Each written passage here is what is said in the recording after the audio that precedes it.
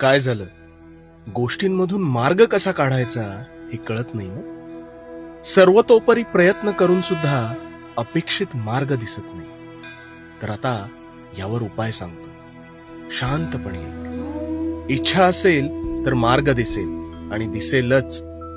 आता तुला का दिसत नाही ते सांगतो. आता मी तुला म्हंटल चल उठ आणि तिथे जा, तर तू काय म्हणशील? कुठे? तेच तर महत्वाचं आहे ना. कुठे?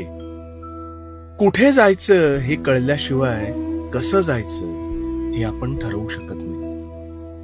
मुळात तू आज जे काही काम करतोयस हे करायचं म्हणून करतोयस का ते तुझं खरंच स्वप्न होतं याचा विचार कर. का फक्त उदरनिर्वाह आणि समाज काय म्हणेल या भावनेने तू ते करतोस? कारण कसं आहे ना, अंधारात बाण मारून वाट